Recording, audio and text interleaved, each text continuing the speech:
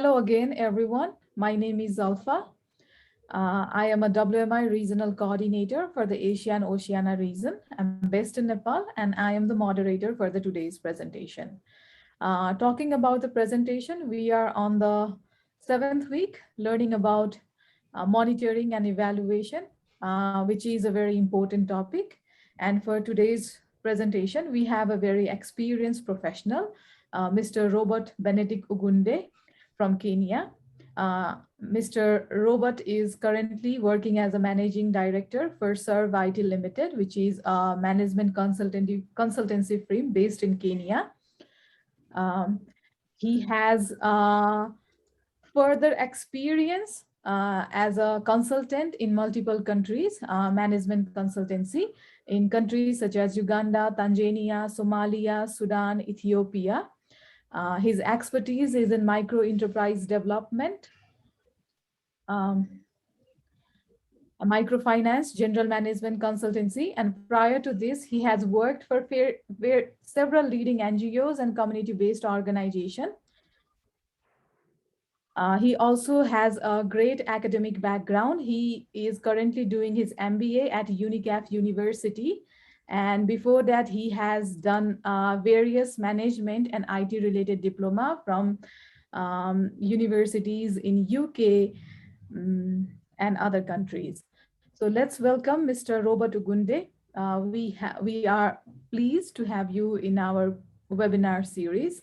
I hope our scholars will learn a lot from your academic and professional experience. Mr. Robert, the screen is yours now.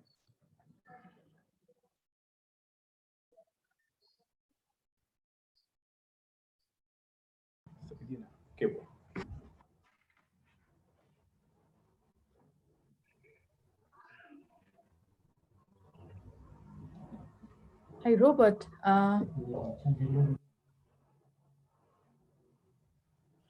Did I lose you? I was hearing you quite well, and then connection got lost. Okay. So we have you in our presentation, but your screen is not shared, I guess. Previously, it was being shared. Now it's not. So the screen is yours now.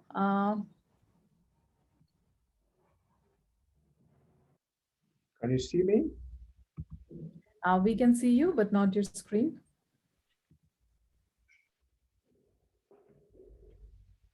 Oh, I don't know why. There was a connection problem. I think internet problem. Previously, it was.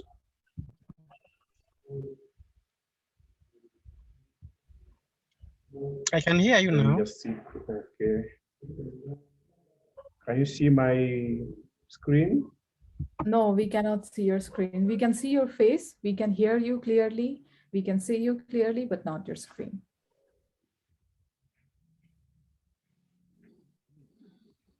Okay, I don't know why you cannot see this.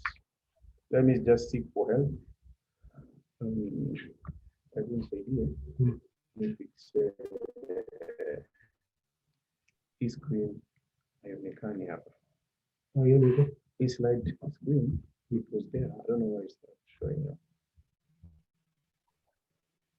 Okay, let's go. This one. Internet connection is unstable.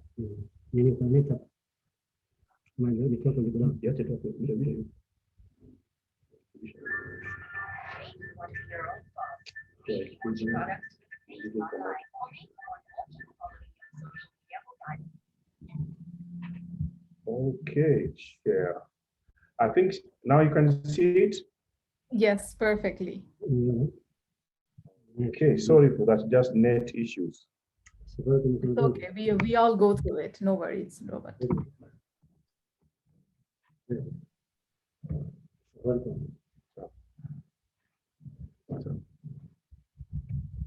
Okay, I think this will now work.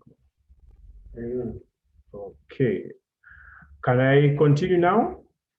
Yes, please. Please start the presentation. Yes. Thank you so much, ladies and gentlemen. I do apologize for any technical hitches. Sometimes the internet is unstable.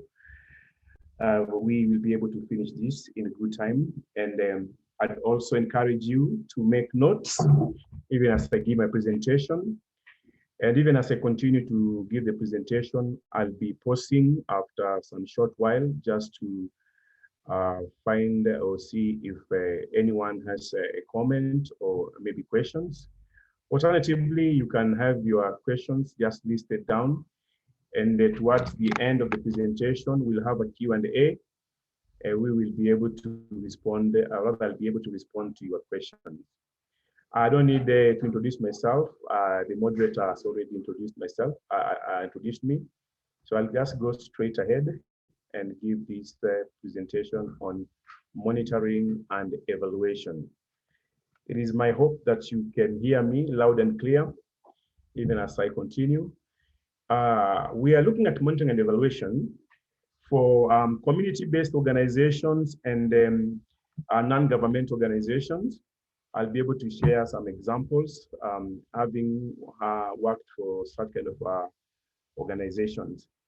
You see in my first slide, this is a picture of students in a primary school. This is in Uganda. They are probably looking at an agricultural project. These are young farmers, but they are good farmers. They planted some times back, but they have decided to keep on looking how things are moving on, how things are faring on. They are looking at the growth rates, and perhaps in a while they'll be able to diagnose if there's any problem with the agricultural project and be able to respond accordingly. The objectives for this session in the next 1.5 hours are as follows. That the successful completion of this module will allow participants to do the following.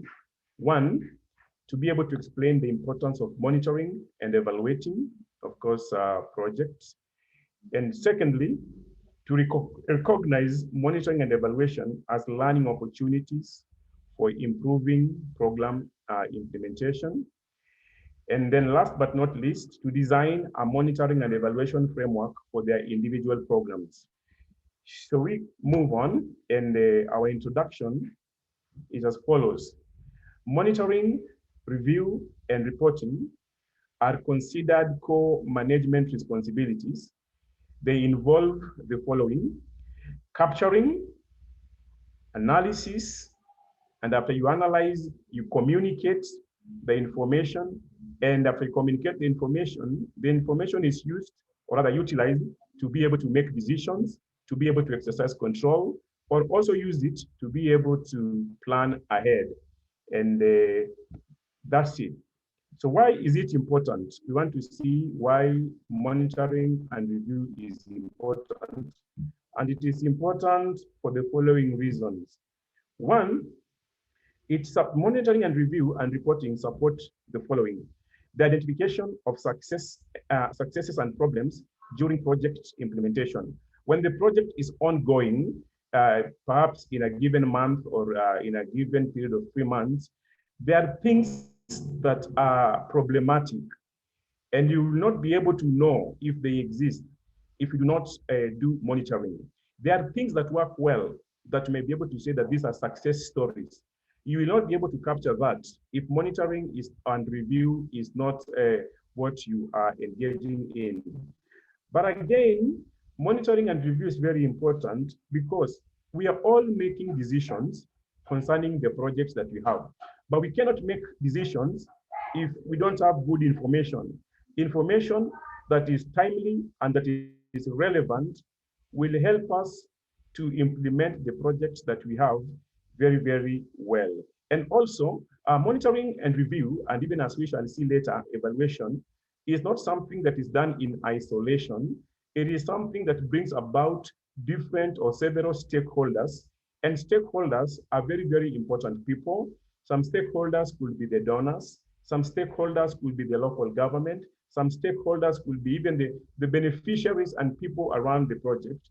And they are able to participate such that this process is not a process or a thing that is done by the project staff only, but people who are concerned, people who have a stake, are also able to give their views And that is a very, very good thing. And even last but not least, the evaluation of project achievements and audit of activities and finances.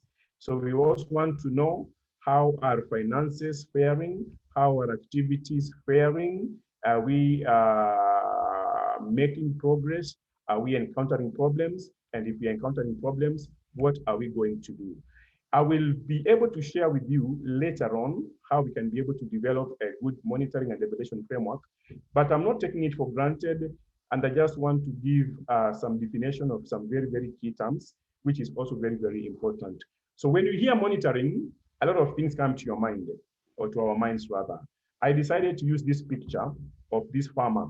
He's a farmer that is in maize production or corn production, as some people might call it. Again, he is a good farmer. He's keeping on checking. He wants to find out, is the crop growing well? Is it doing well?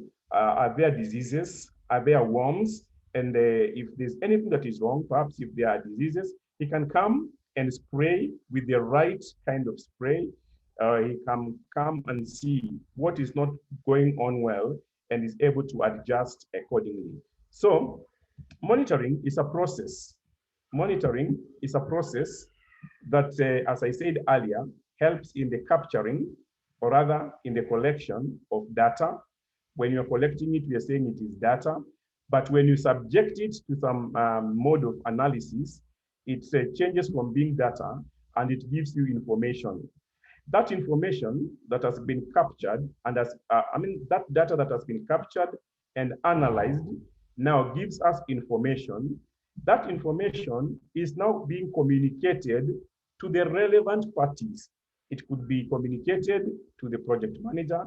It can be communicated to the stakeholders. It can be communicated to the field staff. And once they get that information, then they use it or they utilize it to determine the progress of the project. And now they can be able to use that timely, relevant information, again, to exercise control, again, to plan ahead, and also to be able to make decisions that are very, very relevant. So effective monitoring will highlight the strengths and weaknesses in project implementation, and it also enable responsible persons to deal with problems, and to be able to improve the performance of the overall project, build on successes, and also to help the people who are implementing the project to adapt to changing environment. The environment is not static. The environment is very dynamic. Some things that were not foreseen are happening, but monitoring will help us know how to adapt with this kind of environment. Now, it's also good to know that monitoring, for it to be able to be effective, it has to focus on collecting and analyzing information on the following.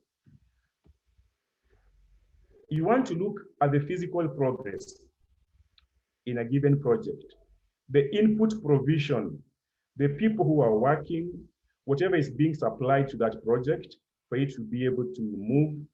You are looking at the activities that have been derived from project objectives. These activities that are being undertaken, how are they faring, and how are the results? Are the results being achieved, or are the results not being achieved?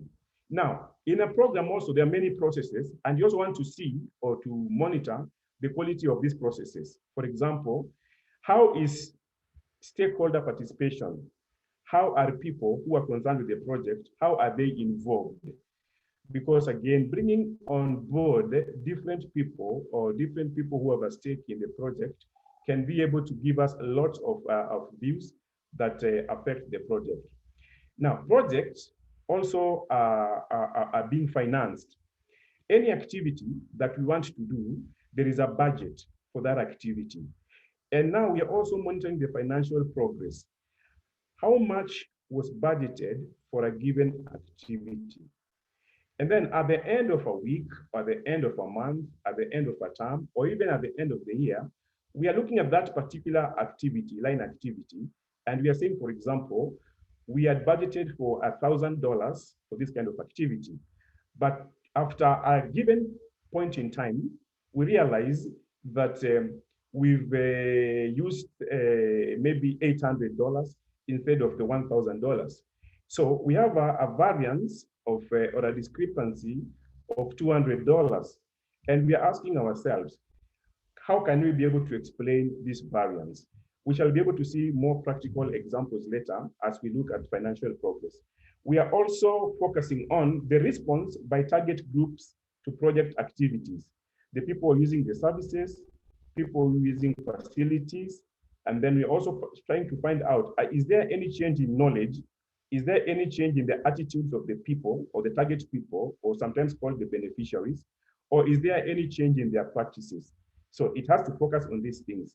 And then also explanations for any unexpected or adverse response by target groups and the necessary remedial action to be taken. Now, there are different types of monitoring, as we shall see. I'm just doing an introduction. We'll be able to see this in details in the forthcoming slides. There is impact monitoring. And impact monitoring is so much about the significant change. What change that is significant that has been able to be seen. Physical progress monitoring, this also looks into issues of the inputs, the things that are needed, people who are working, and these people, their skill levels, and how it is all concerned with the issue of monitoring. Technical monitoring refers to the use of technology in monitoring, and last but not least, financial monitoring, which is also called audit by other people, and we shall also see it in detail in a few slides to come. We also talk about regular reviews, and people talk about monitoring, people talk about reviews, people talk about evaluations. So now we are looking at reviews. And reviews, they present an opportunity for project implementers and key stakeholders to deeply analyze information that has been collected through monitoring. You might have a monthly monitoring report or a termly monitoring report. So all this information that has been collected, we are looking or reflecting on the implications, and we are making informed decisions so as to be able to take appropriate action that will be able to support effective program implementation. Now, the main goal of these reviews is to share information with other people who are also concerned with the project, and also to help people to make collective, not individual, but collective decisions and replan the forward program as is possible. Now, evaluation can be looked in different ways. Evaluation can be, let's say you have a project, and the project that you're running runs for 4 years. It is a donor-funded project for 4 years. When the project is halfway, or rather midway, let's say 2 years, you need to carry an evaluation. And this evaluation will be called a mid-term evaluation. The other kind of evaluation is the one that comes at the end of the 4 years, which is called end-term evaluation. Now, evaluation is an assessment at one point in time that concentrates specifically on whether the objectives of the program have been achieved and what impact has been made. I think the most important thing here is that evaluations look for significant change. This significant change is what we call as, we term as an impact. Again, I repeat, towards the end of the presentation, we'll be able to see what an impact is, and we will be able to share a framework that will make this even easier for us to understand. Now, evaluations, depending with the organizations, the mid-term evaluation can be done by staff who are involved in the project. Or you might even decide to have external evaluators, people from outside, to come and do it so as to provide objectivity. But for the end-term evaluation, it is highly recommended that it is not done by people from within the program, but done by people from without the program. Other people will talk about audit, and audit is like financial monitoring, and it differs from evaluation and reviews in so many ways. But again, an audit is done by competent, qualified people from outside, external auditors who come, and mostly they look at activities being undertaken, and they will also want to see how the finances are being used in the project, and they'll also be able to give a report, and the report will give their findings, and apart from their findings, they'll also be able to give recommendations. For example, in a given program, people purchase, make purchases, and do procurement. And it could be that at times in a given program, different people, everybody is doing procurement and everybody is doing purchases. And sometimes there is need to be able to harmonize these. And sometimes these people, if an organization has no procurement policy, these are the kind of people who can come and give a recommendation that we need a procurement policy in an organization. So, for example, if something was to be purchased, within an organization, is it that only one person makes the decision to purchase that item? Or is it that several people are involved in the purchase process? We can say that even if money or finance for a given activity has to be who just decides and uses money, or is it that the amount of money requested has to pass through several people who have to approve before money is given out? If, for example, the organization has a vehicle or has a van for fieldwork activities, how is the van being used? Is it just being used like this, or is it that there is a policy on how the van should be handled, a policy on the routes it will take, that also spells out how it will be serviced, how the insurance of the vehicle will be gotten, and how to also hire the driver, and who are the people who are able to operate that kind of vehicle. Now, let me stop there just for a short while and get back to you. If there's any question or if there's any comment, I can be able to respond to that, or I can defer it towards the end of the presentation and see if I can be able to answer all of them. Uh, I think, Robert, it would be better if we can sum all the question and answer or comments from our attendee at the end. I think that would be a better option. Okay, thank you so much. That is good. I will be able to look at them towards the end. Yes, I think that Oh, that would be best. okay, thank you so much. I want us to look at principles of good practice when you are engaging in monitoring and evaluation. What are some of the things that you need to know? And the first principle is that you need to determine who the users of the information are, and you've got to keep that clearly in mind.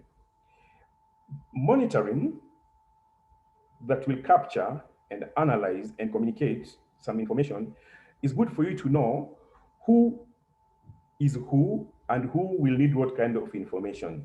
So you need to determine who needs what information, particularly in the context of a management hierarchy. You can have people who are project managers. You can have people who are field staff who are down there. And all these people, they require different level of detail. The detail that is needed by field staff is different from the sort of detail that is needed by someone who is up in a senior position. So it's good for you to know who is who and who will need what. Otherwise, you might end up collecting data or information that is not useful or that is not relevant. Number two, you need to build on local information systems and sources. If I were to visit an organization right now, I would definitely find that there currently exists an information system. There is a way people collect information, there is a way people analyze information, and there is a way people communicate information. So it is good that we build on what is already existing. Why do I say this? Sometimes we know that people do not like change. And sometimes change is met with a lot of resistance. So it is good that we can be able to work with the people who are already on the ground and work with them on what they already know and even suggest improvements of how they can be able to improve what they are doing and see if we can have something that is more robust that can be able to address some of the new challenges that the current information system is not addressing. Sometimes when you come with a totally new thing and give it to people, they can resist, they cannot like it, that people don't like change, and that is not good. But we also know that sometimes you might find that some project-specific systems need to be created. You look at the local information system and you realize that you need something different from that, that is project specific.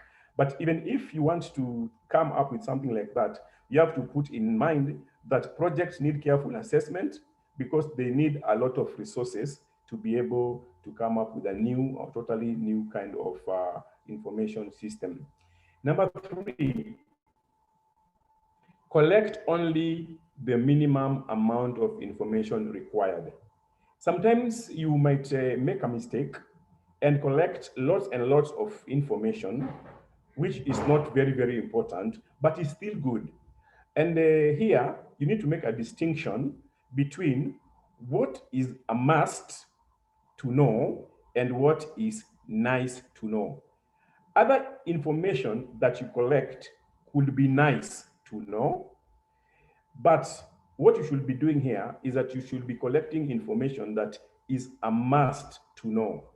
And that, if you do that, you'll find yourself that you minimize the amount of information that you require, because sometimes when you collect a lot of information again, analysis can be very difficult and time consuming. So what must be known should be differentiated from what is nice to know. Now, there is a principle called triangulation. It's a principle that comes from the surveying profession.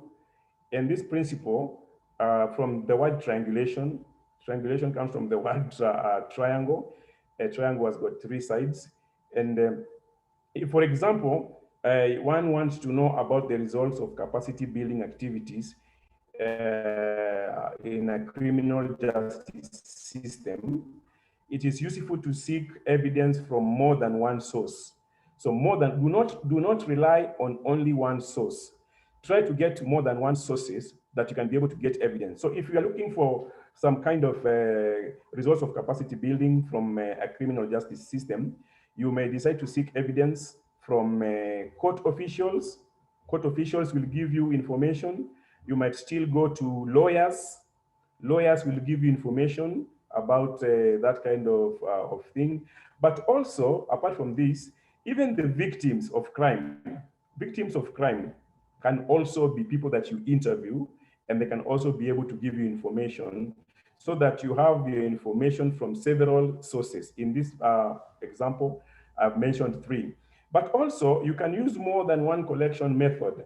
There are methods of data collection, and we shall see them in details later. One, you can use interviews. As you can see what we have here.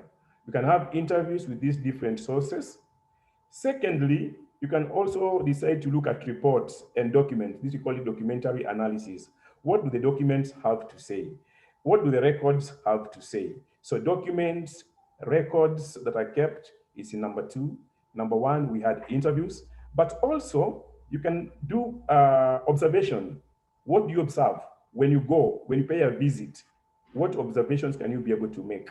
So triangulation means you can use more than one method to collect data that is very, very important for you to be able to make a decision. Now, it is impossible for you to do effective monitoring if you don't have a plan against which performance can be assessed. Why do we say this? Monitoring, evaluation, and audit become difficult in the absence of a plan. People plan differently.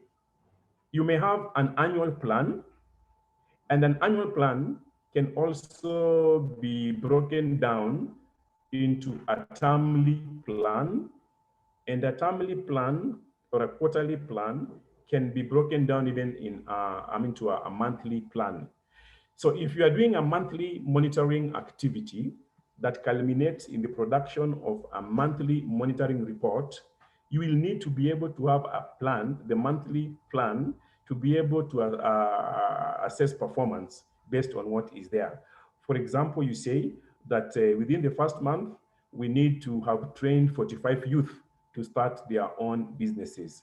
But you come and the month has ended, and you see instead of training 45 youth, you've only trained 30. So 15 have not been trained. And then you ask yourself, why have we not trained 45 and we've only trained 30? Where are the 15? And sometimes you could have very good reasons as to why you've not achieved the performance that had been planned earlier. We all know that we've gone through a very difficult period of COVID-19. And in most community-based organizations in Nairobi, Kenya, where I am based, trainings were suspended because of the issue of social distance. Sometimes you could find that you are only able to train a limited number because of social distancing. And that could have been a reason as to why things have not gone as had been planned. So a plan is necessary to provide a benchmark against which progress can be assessed and provides the basis on which a judgment about performance can be made, including efficiency and effectiveness. So one needs to strive to have in place a document plan as a prerequisite to effective monitoring, review, evaluation, and audit. Now, we will also be looking at the key steps or the key stages that you need to keep in mind in developing a project-based monitoring system. Again, I repeat, towards the end of the presentation, I'll be able to share with you a framework that takes into consideration all the things that we have discussed, and it's something that will also like you in the near future to be able to make something similar to that or even an improved version of what we are going to look at. Number one, it's very important that you clarify project scope. How wide? Who will be involved? And here we are saying, we are looking at even the stakeholders. Stakeholders in our project could be government at whatever level, local or national government. It could be other people that are also addressing the same problem that we are also addressing. Perhaps we are addressing a problem with street children in Nairobi, even other organizations that work to improve the lives of street children. For example, organizations that offer free legal aid to children, perhaps the children officers, people from the government, and the people who are financing this project form part of the stakeholders. We are looking at the institutional capacity. What do we have? What strengths do we have? What weaknesses do we have? And then our project objectives that of course has come from the logical framework document, and even the resources that are there. It's good for us to know these things and keep these things in mind when we are developing a project-based monitoring system. Secondly, we need to understand the nature of organizational relationships, management arrangements, and capacity constraints within the organization. We said this earlier, and we shall repeat it again. You need to determine the information needs of project implementers and other key stakeholders. The donor needs different kind of information from the project manager or from the field level staff.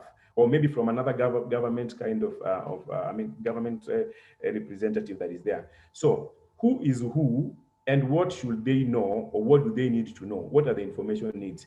This will also help us know what sort of reports to make. If you're making a report to the donor, if you're making a report to the government official, if you're making a report to whoever that one could be, because we already have determined what the information needs are. Number four, we need to review current existing information collecting systems and procedures. Currently, even before we design a new monitoring system, how is information being collected? How is information being analyzed? How is information being communicated? And how is that information being utilized? So it's good to understand the strengths and weaknesses of a given system even before we come to improve it, or even before we come and make a new one completely altogether. You need to develop and document monitoring system guidelines and formats. Again, we shall see that in detail. And also you need to provide training and resources to support systems development and implementation. The management ought to support this process, ensure that training is given, resources are availed, because we cannot be able to implement anything development project well without adequate support from the, the management. I'm going to skip a few things here, but I will just come back to them when we have time. There is a link that exists between the log frame objectives and monitoring, review, evaluation, and audit. So for example, evaluation, if we focus on evaluation, the log frame hierarchy of objectives that it addresses, it looks at the overall objective. The overall objective that sums up everything all together. And that's why we'll be asking ourselves at the end of the 2 years, if we have a 4-year-old, 4-year program, or at the end of the 4 years, have we had a significant change in the lives of the people or the target group or the project beneficiaries that we have? Evaluation and review will focus on purpose or the mission. Monitoring, review, and audit will look at the results. And then monitoring and audit will also look at the activities. Monitoring looks at activities. Audit looks at resources, finances, and such kind of things. And that is very, very good. If we have time, I'll come back to risk management. But before I come back to risk management, I want to take you quickly to something here. Yes, let's look at the checklists for planning a short monitoring visit.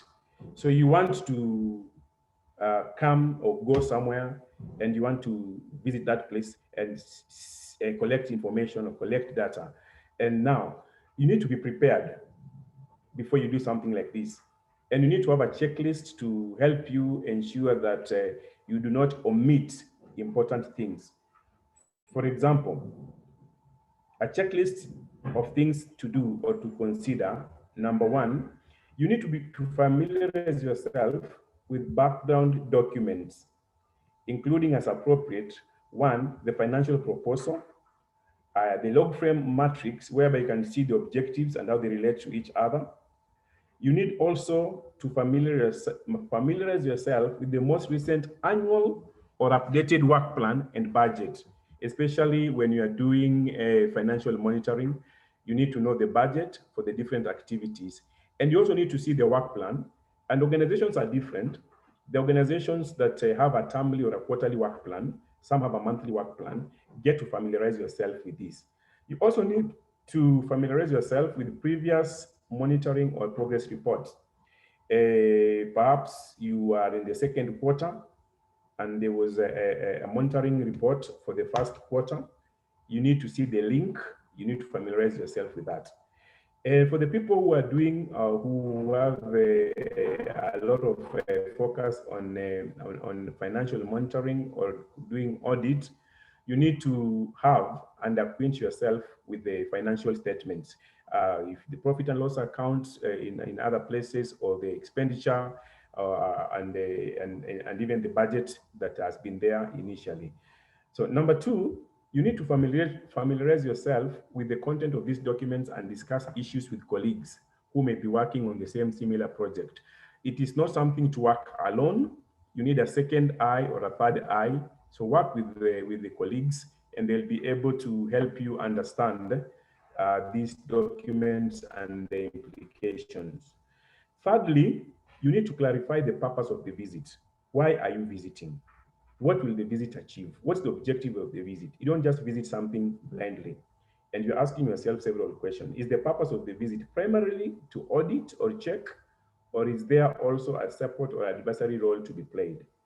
What will the implementing agency or stakeholders get out of the visit? And how can you add value? Number four, you need to identify the key issues that need to be addressed during the visit. And again, I say key issues. You cannot look at all issues, but you're asking yourself, what issues are key? So you will be able to know this when you look at the plan and the key assumptions and any issues raised in previous progress reports. So there is a lot of preparation before one embarks on this sort of process. So you have to develop a preliminary list of key questions that it will be useful for you. Uh, Sorry, that something here. Sorry again for that. Develop a preliminary list of key questions that it would be useful to. Something is missing there. I'll look at it. Just a moment. Yes, the questions that will be useful to be asked and also to be answered. Number five, who will or who should be involved in the visit, both in terms of the monitoring team and other stakeholders who you wish to meet with. So who is who and who will be involved? Who is better placed to offer the sort of information that you have, that you require? So you need to decide in advance who these people will be. Number six, you need to think through and clarify the proposed approach or methods to be used to collect, record, and analyze information. Are you going to observe people? Are you going to look at the documents that they have? Are you going to do documentary analysis? Are you going to interview people? So you have to clarify the methods that when you go to the field, you already know what to be able to do. So who do you want to meet? Where and when? What time? What place? Do you want to conduct a group or individual interviews?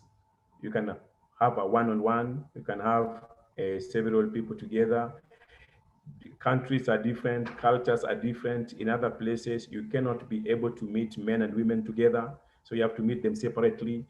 Some people don't have a problem, they can just be met together. So what do you want to see, and what administrative records would you like to inspect?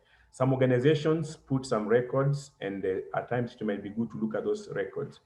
And how will you avoid bias in terms of who you meet and what you are shown by partners or stakeholders who may try to show you only success stories? Some people will not be honest with you, issues to do with integrity. People might want to hide a few things. So you further develop a checklist of key questions. What are the key questions that you're going to ask? And eight, you also need to develop a timetable or an itinerary of the visit and confirm with those who need to know. It is so bad if you go to the field and you're supposed to meet, for example, the children's officer, and when you go there, she is missing, she's not there, simply because you did not confirm with them earlier. So it is good that you are able to confirm these things with them earlier. Number nine, identify the resources that will be required and who will provide them or pay. There could be transport, there could be issues to do with accommodation, there could be things to do with meeting rooms. So the resources that will be required to make your visit a success. And if they're supposed to be paid, who is going to do something like that? You need to clarify the output of the visit, including reporting requirements and how information will be fed back to those who need to know, and then make final confirmation of travel arrangements or the program, etc. Now, I will give an example of a checklist. Just a moment. Yeah, before I give you the example of the checklist, um, when you are preparing project monitoring checklist, there are a few things that you need to keep in mind. And I'm just sharing with you these principles, and then I will share with you here an example of a checklist. So you'll be able to see from this checklist if it takes into consideration the principles that are being shared here. Now, the staff that are conducting the visit or interviews should be responsible for drafting the checklists. It's not being drafted by anybody from outside, but it's being drafted by people who are going to do it. And the issue here is that it's not being drafted by one person. Several people put their heads together to come up with this checklist because someone could have very good ideas that other people are not able to see. Managers at higher levels need to review the checklist. So the checklist has been made. It does not end there. It has to be reviewed by managers at higher level, not just for the sake of looking at them, but to ensure clarity, to ensure specificity in relation to project objectives and management information needs. They can also be able to give their views in case some amendments need to be made. The staff who will be using the checklist should field test them first. So you have a checklist. The checklist is 2 pages long. It has maybe a number of let's say like 10 or 15 questions. Field testing means if you go and you have an individual or individuals, they need to respond to that checklist. And then you need to ask yourself, what difficulties were encountered when we are testing that checklist? Was there an issue of language, or was there issues to do with ambiguity? Is this something that takes too long? For example, you realize that you field tested a checklist and it took you 5 minutes for an individual to be able to respond to the questions by giving you answers. So if it was 5 minutes overall, and you are going to interview 10 people, so you have at the back of your mind that if one person takes 5 minutes, probably if I interview 10 people, this will be 50 minutes. So you need to know this, but how do you know this? You only know this if you field test them. And it will also help you if people had difficulties understanding questions that you're posing to them, you can come back and rework that checklist. If it was taking too much time, then you can come back and see what can you be able to do so that it takes some time that is not very, very long. Checklists ought to be brief and topic specific. Different checklists should be prepared to cover different issues. So there should be different issues, not one issue, but these issues should all be key. Checklists ought to be generally used as a guide and not restrict the interviewer from inquiring about other pertinent issues if or as they arise. In the process of interviewing people, some things could arise that you are not anticipated. So you should not just stick to the checklist, but you should also be able to probe further to get more information. Checklists can be more or less structured. Some highly structured questions that's the ones that requiring a yes or no response or for recording some specific quantitative data may be useful if one wishes to undertake some quantitative analysis. Now, we have an example of a field monitoring checklist. So let's look at it.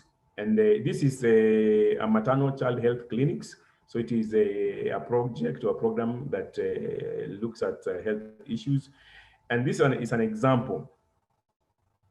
So the name of the clinic that you visit needs to be put down. The dates when you visited also need to be printed, and the district, the location, whatever it is, and then you print your name here that you visited, and then you're collecting some information. Number one, was the nurse aide present during the visit? you circle yes or no. Of course, if she was there, you say yes. If she was not there, you say no. But again, you go further and ask. If no, state the reason. Perhaps she had attended a seminar somewhere, or perhaps she had to respond to an emergency somewhere, or something like that. You are able to state. Question number two, has the nurse aide received the new in-service training in the past 6 months? So these are the issues that you had discussed earlier and found that it is important for you to look at. Perhaps you're also relating this to past monitoring reports, and you're also putting this together with a plan that has to do with something to do with training. So these issues are not just issues from nowhere, but they're issues that come from the past monitoring reports, the issues that come from the work plan that is there for that implementation period. So number three, okay, number two, has the nurse aide received the new in-service training in the past 6 months? Yes or no? Are the following equipment and supplies available at the clinic? So it's an issue of equipment and supplies that are very, very important to ensure a smooth flow of activities and to see that a clinic can actually be able to achieve its objectives. So the baby weighing scale, the bathroom scale, the measurement containers, the oral rehydration salts, supplies for expanded immunization program is a yes, no, yes, no, yes, no. But you can also go further and make some comments based on your observations in this other section. Number four, are the registers properly maintained, namely list of clinic attendants, the growth charts, age and weight, birth register? Is the monthly report form up to date? Yes. If no, no. And then you can be able to make comments. Are the supply storage facilities adequate, well kept in terms of stacking and cleanliness? Yes or no. So you are able to make observations there. And then we also know that people working need to have staff morale is very, very important. So you're asking question number 6, is she is or no, she ain't receiving this. So these are things that are good to measure, to look at, to monitor. But number 7, there could be other things that are not captured here, but perhaps you've been able to observe them in the span of time that you are there. And you can be able to say number 7, other observations, and you're able to know what that is. So let me take you to this form. I just want to hope that it is very, very clear for us to be able to look at it. Just bear with me as I look at it again. I want to hope that it is.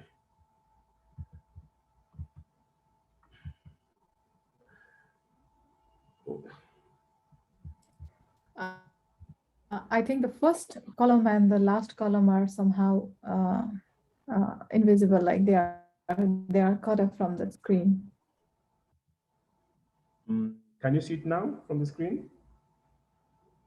Or is it too small? The font is very small. Yes, the font is very small.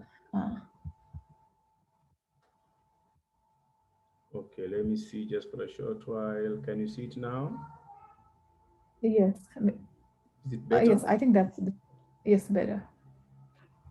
This better. Okay, thank you so much.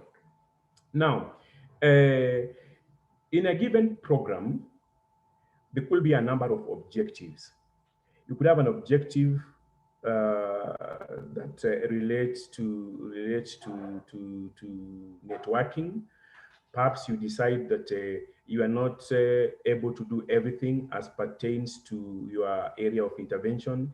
And for that reason, you need to network and collaborate with different actors. So you can be able to have an objective on networking. You can also have an objective on different issues. For example, in this case, you have an objective to increase the what to increase the level of earnings that your beneficiaries or the target group has.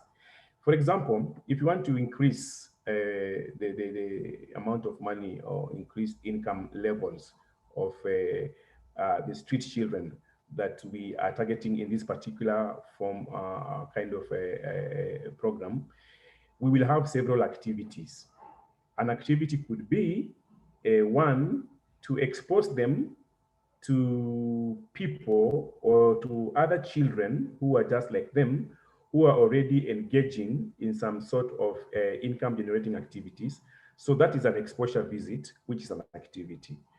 But we can also have an activity to do with savings, how they're able to mobilize, do savings mobilization and see how their savings is growing over a particular period of time. But now specifically, you can also have an activity like the one that we have here, which says that we want to promote those with interest in product design and development to skills training. Now, here in Nairobi, Kenya, the population is very big. And there are lots of industries and factories that produce different commodities. But for people who live on less than $1 a day, there are people who are not able to purchase or to afford some products that are made from the industries and being sold in the supermarkets or major stores. So there's a very, very big population that can be able to benefit from products that serve the same purpose, but that has been made by or from home industries. And now this is what we talk about, we mean when we're talking about product design and development. So we can have products, for example, products like ketchup that is homemade. We can have products like washing detergents, soap in their different forms that is not made from the factory but made from home and is still able to be purchased by a very, very big number of people. So we are looking at street children who are showing interest in this kind of thing and how we'll be able to link them to get trainings and obtain these skills and use those skills for whatever they want to do. Now, it's good for me to mention that what we are looking at is a monitoring and evaluation framework. If we have this sort of framework, it makes our work easier, and it also helps us be able to develop a framework for each and every activity that you have in your project or in your program. So for this particular activity, we have it written here to promote those with interest in product design and development to skills training. Now, indicators come in different levels. Very, very immediately after we do a training, for example, if we do a training, we will be able to know a few things from the training, even before any significant change takes place in the lives of the street children. What will we be able to know? We'll be able to know the number of street children who are interested and who are attending the training sessions that we have. Perhaps in our plan, we had planned to have 70 of them coming for the training. For reasons known or unknown to us, they could just come 60 of them, but it's good for us to be able to track that. It's good for us also to track the number of training sessions held. Perhaps we had in a quarter, in a given quarter, in a period of 3 months, we had planned for 10 training sessions. We can find ourselves that maybe we only had 7. Why? Because of reasons like COVID-19 or things of that nature. But we are saying what we are able to collect is the number of training sessions, which we do not know as now, and the nature of trainings held. The nature of trainings held could be, was it a training on making detergents? Was it a training on making some sort of liquid?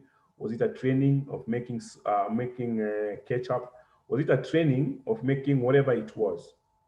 That is what comes immediately after the training. We can say the training was on making ketchup, and we had 3 trainings, and we had 10 children, street children attending. That is the output of that.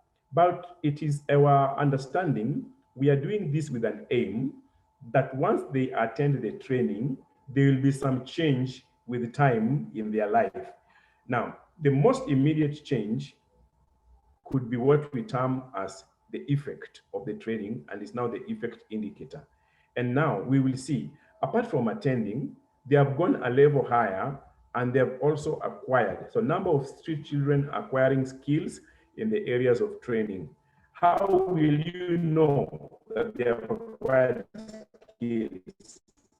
So you train them to make a detergent, and then after some time, you come and find out that they can now be able to make a detergent without your help. So you are able to say that if now you're also looking at the number of street children who are able to exploit the services of home-based industries. So the other kind of product design and development that you're talking about. So you are able to see, they're able to make, they're able to do something with that. But they can take that knowledge and that skill a notch higher. So what are they doing with it? Is that now we're looking at the impact indicator. Street children involved creatively in producing artifacts and products for sale. Now they are using the skills that they have, and they are actively engaged in producing things, different items, different artifacts, and even different products, and not just producing, they are even selling. So if they sell these things, they are getting money. And if they get money, they are using the money for very good things. Either they are saving part of that money, either they are using part of that money to enroll for medical insurance if they're 18 years and above.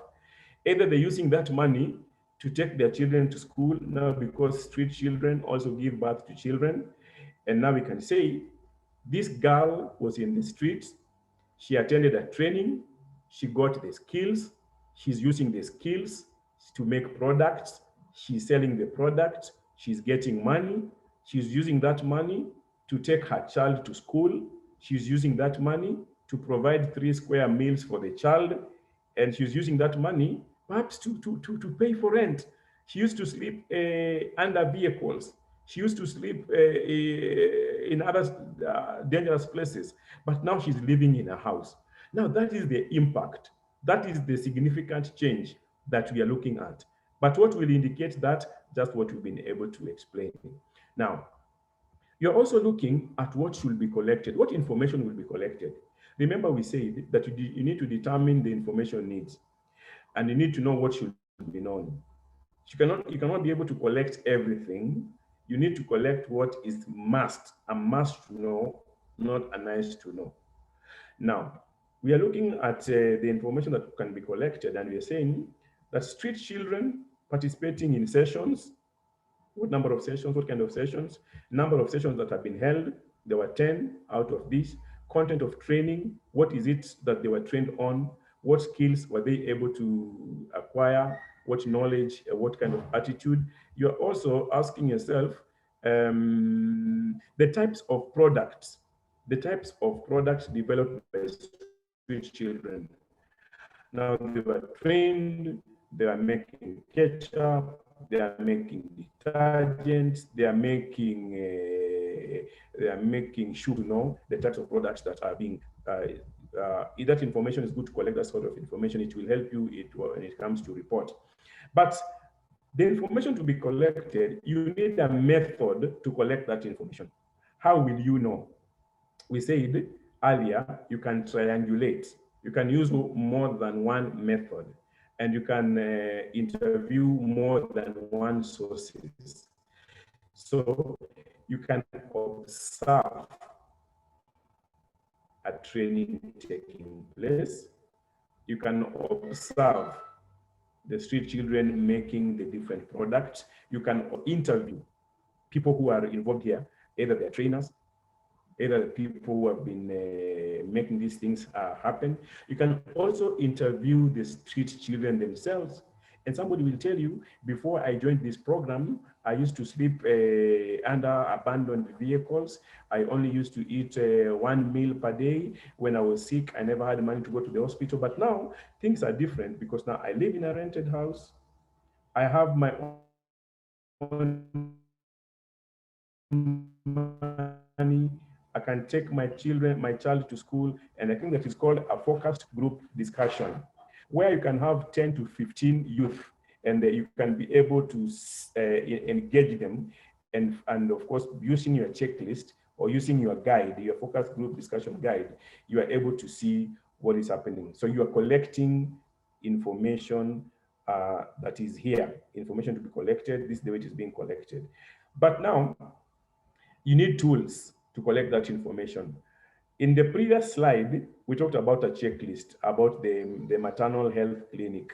That checklist helps you to collect information on different issues. So even for this particular event, you need a checklist that has been developed prior and has been developed by staff, not you alone. And this checklist will help you collect that information. It is making your work easier.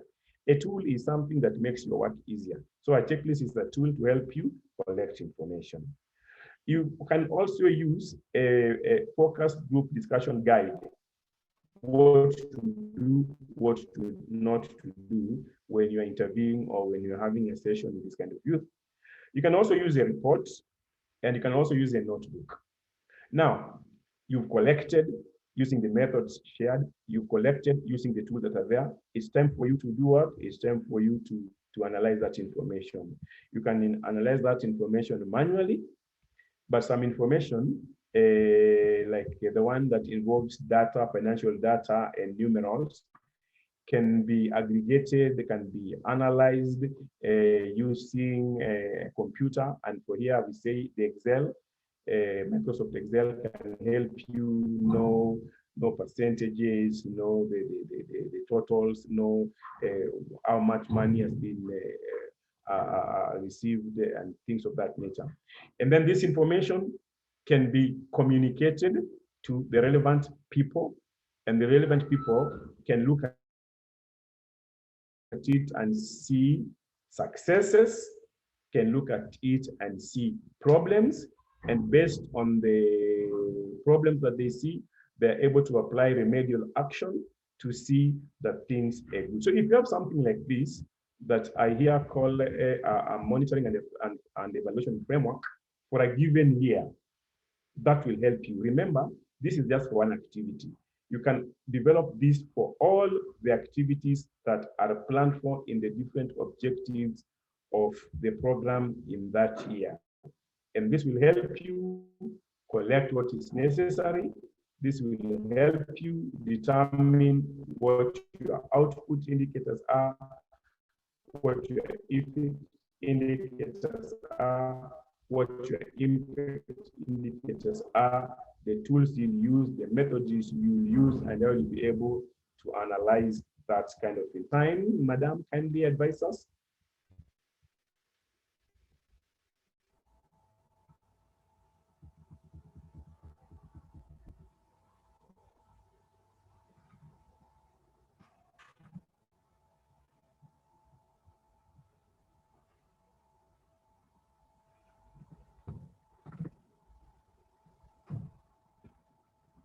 Hello?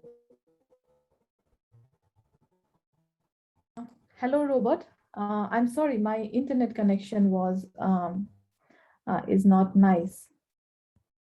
And you are mute. To find out how you're faring there. Can you hear me? Yes, I can hear you.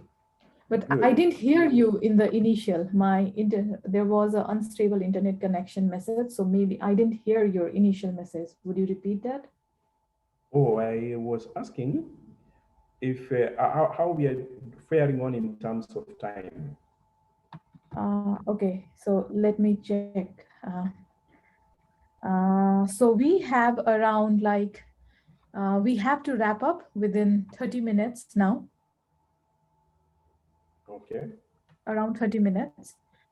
So maybe we have 20 or 25 minutes more, and then we can do, if a few minutes are left, then we can jump for a Q&A session. Okay. I just thought if there were any comments so far, and we can be able to look at that. Okay. Because we still have some time. Okay.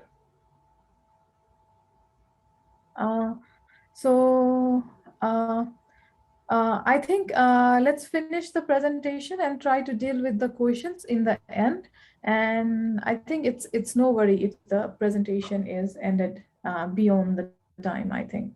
It's no worry. So let's try to finish the presentation. We can go smoothly, I guess, slowly and smoothly. And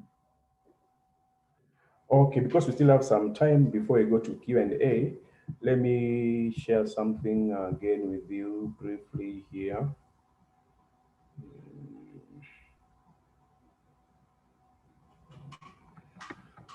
Okay, we talked about some records, and we said that some organizations keep management and administrative records. And let's have a look at this just to help us or shed some light, especially people who are very much moved with the financial monitoring. Most organizations require the keeping of some basic administrative records of what happens on a daily, weekly, or a monthly basis. These records are then often summarized periodically in a management report. Information that may be recorded as part of such administrative records might include the following. Financial information deals with income and expenditure of the organization. Some can keep records like staffing that talks about the numbers of people employed wherever their location is, who they are they field staff, are they clerks, are they computer operators, are they social workers, whoever they are. Also keep some records about the training that they've been able to receive, training that is relevant to improve their competencies, but also records to do with performance. This is where people deal with the performance appraisal. And it's good to keep this kind of records and get to know how a particular employee is performing his or her duties, if they agree, if they're achieving what needs to be achieved in a given time period, and also to be able to spell out areas where they may need help in terms of future training.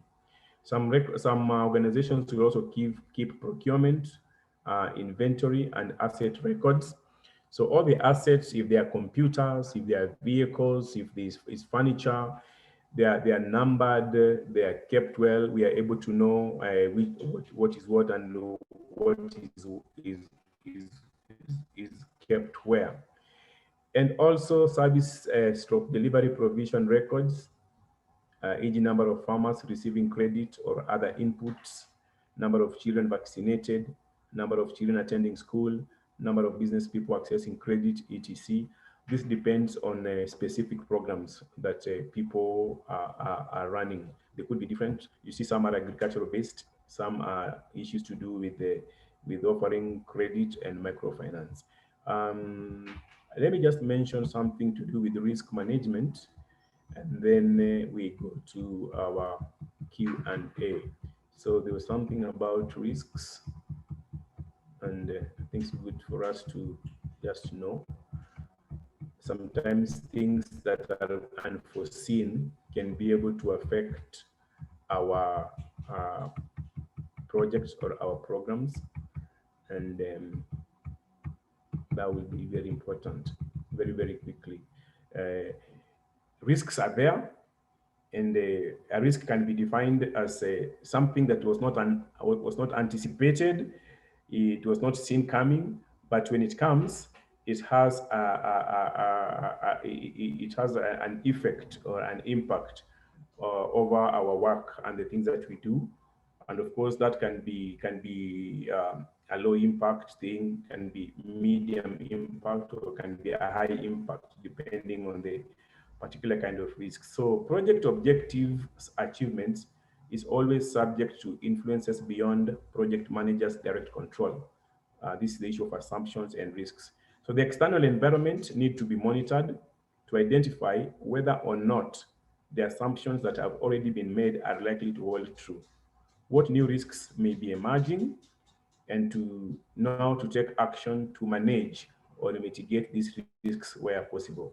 I think it's very, very key that we have some discussion over this, because some things can happen, and it's good for us to be prepared.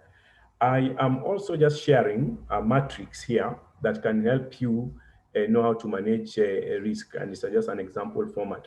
So LF, this is logical framework reference. I just gave it a number 1. And the risks that have been identified in this particular program is just an example. Is, for example, the program stream coordination unit and Asian secretariat staff do not establish an effective working relationship. People work together. A good working relationship is needed for us to be able to move ahead and work together as a team. But sometimes it might happen that it does not happen like this. We hope that it does happen. A good working relationship exists, but sometimes it doesn't, and that is a risk. And we're asking ourselves, should it happen? What would be the potential adverse impact? So if there's no effective working relationship, then there will be delays in processing proposals through the committee endorsement system.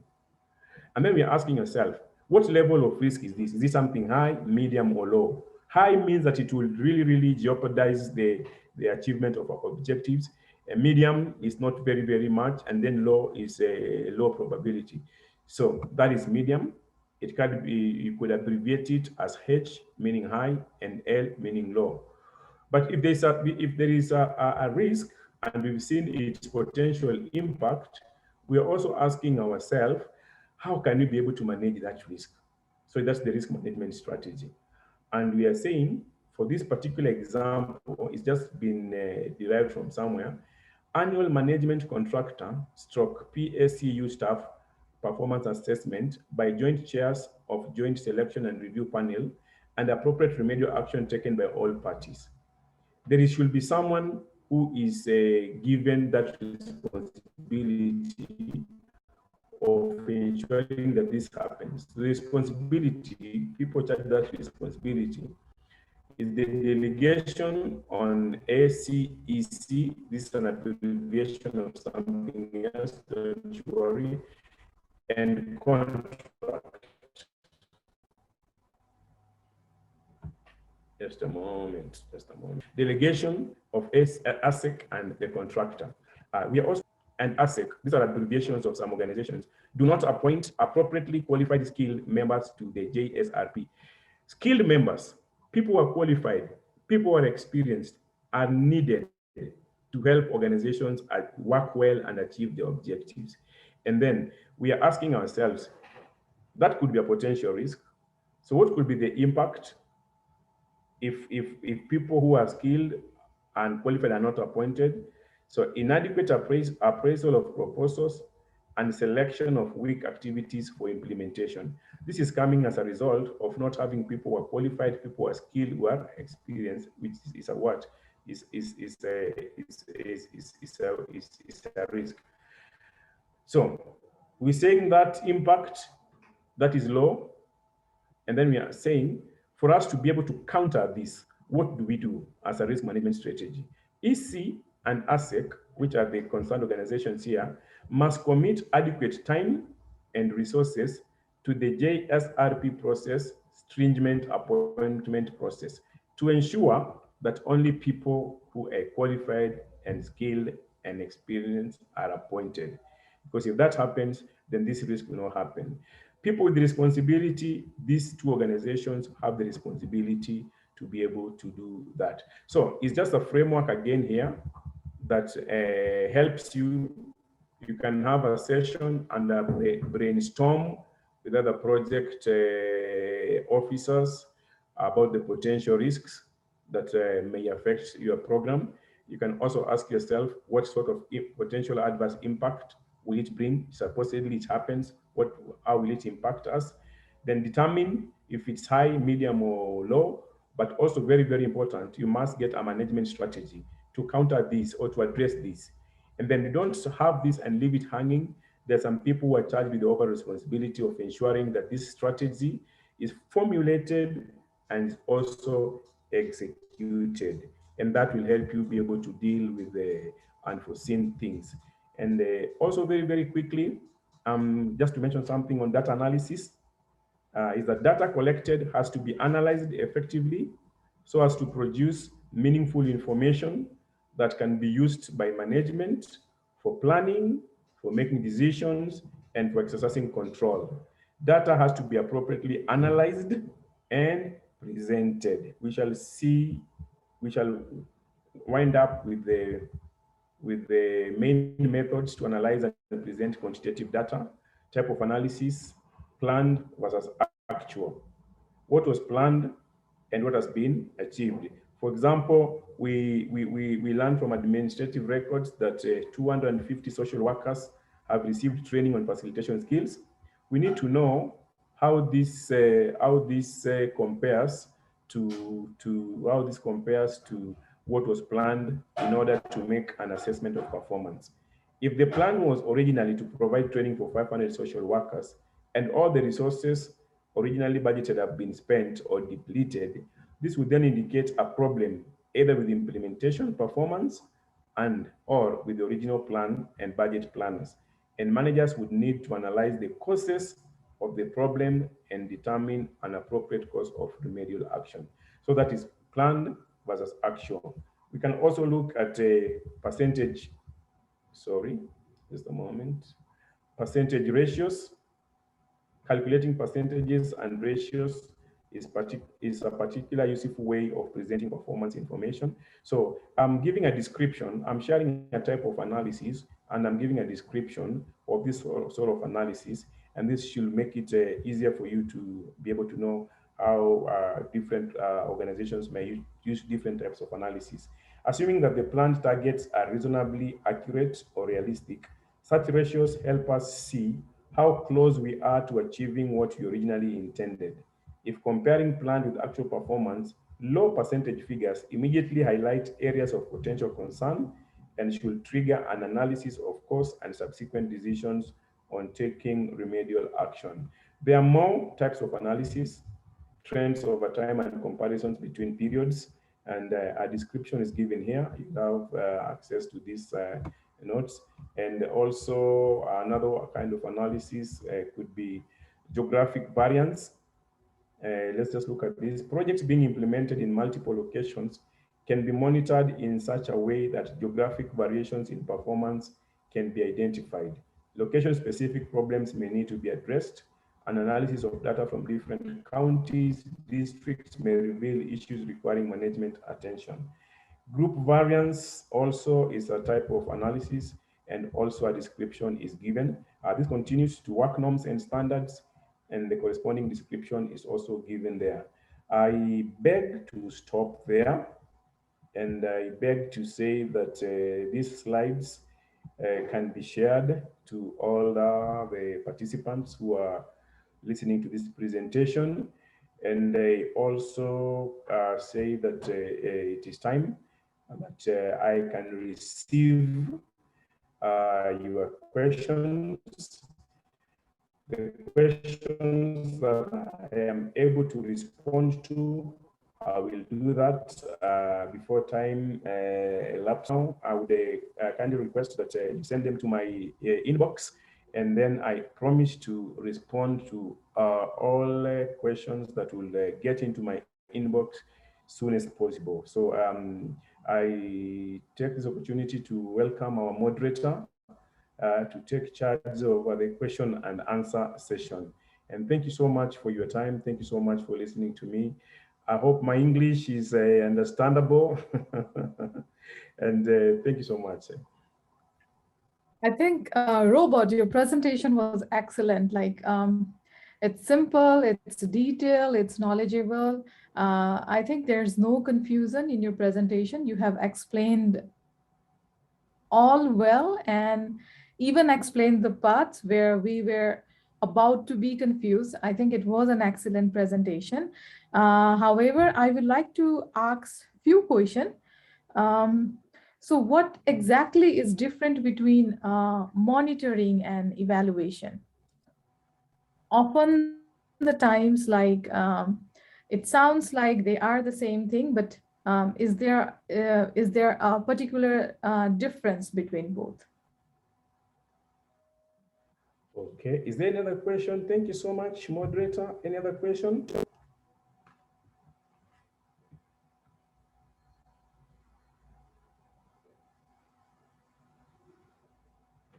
Hello, can you hear me?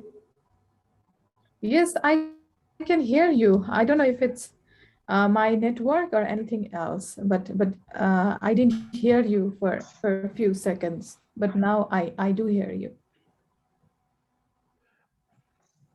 Okay, thank you so much for asking that question. It's a good question.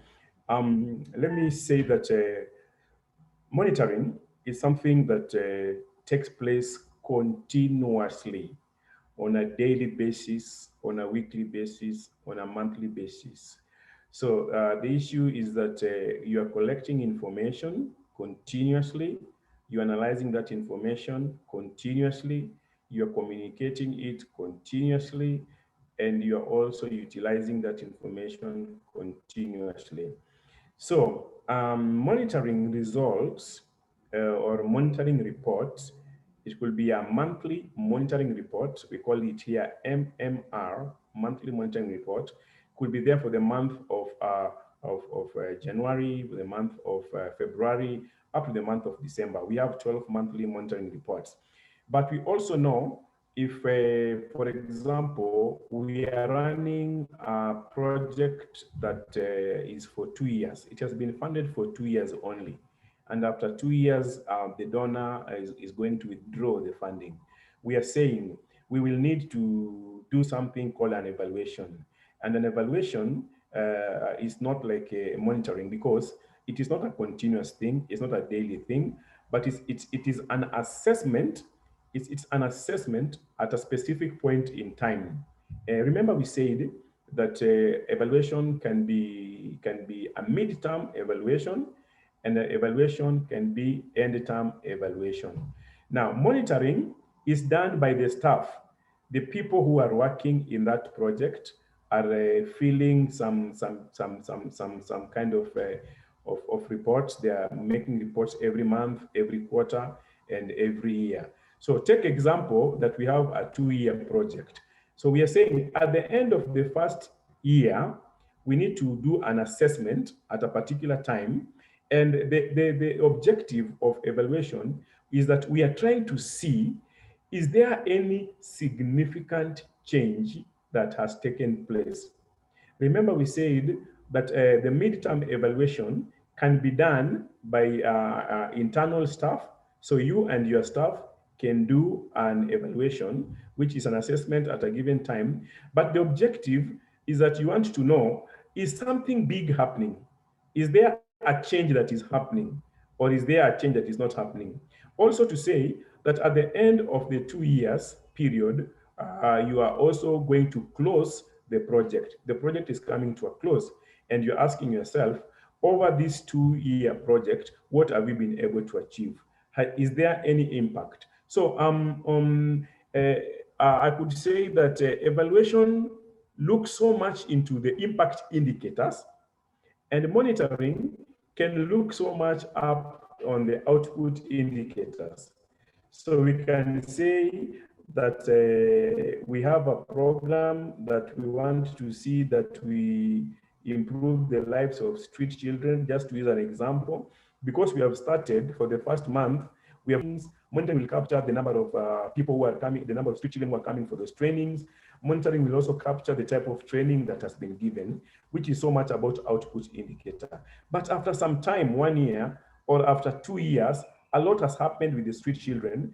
They have come for the training sessions, they have acquired skills, which is now effect indicator, and they have also used those skills and they're now working, they are doing business, they're getting money.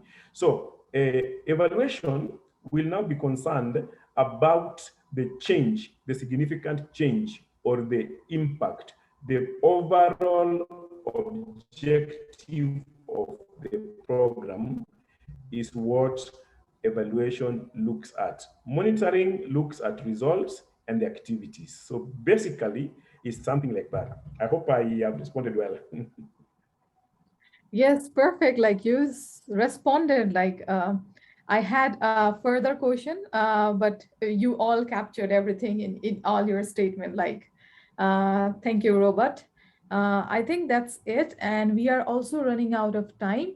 So maybe if any scholars have a question, as you said, they are They can email you and ask their question. Maybe we can do that in the future. Well, for now, let's end the presentation. Do you have a very short final remarks to our scholars? Yes, I wish you well, all the scholars, and just as the moderator said, I'll be more than glad to receive your questions. It also keeps me awake as I keep on researching. It will be good to interact with you further when I respond to your questions. Thank you so much for an opportunity to listen to me. It's my sincere hope that you've been able to understand my English, and that is very, very good. And thank you so much again for your patience with me. I wish you well in all that you do, wish you well in your studies, and also wish you well in the work that you do, because you are trying to bring change in your different communities. I've worked in different communities with different target groups. It's not very easy at times, but don't give up. Even if you are targeting 20 people and you see significant change in 5 people, that is a big gap. That is a plus. That is a win. So thank you so much even for your initiatives. I wish you well. And I don't have much to say now. The moderator all the way from Kathmandu, thank you so much. And as I usually say, namaskar. Namaskar, Robert. We are glad to have you. We are glad to listen your presentation and your experience throughout the presentation. Sad, but we have to get a farewell. Thank you, Robert. It was a wonderful presentation. And last note, your English was perfectly fluent. No confusion and no misunderstanding. Thank you. Okay, thank you. Yes, I declare Bye-bye. bye-bye. The presentation has ended.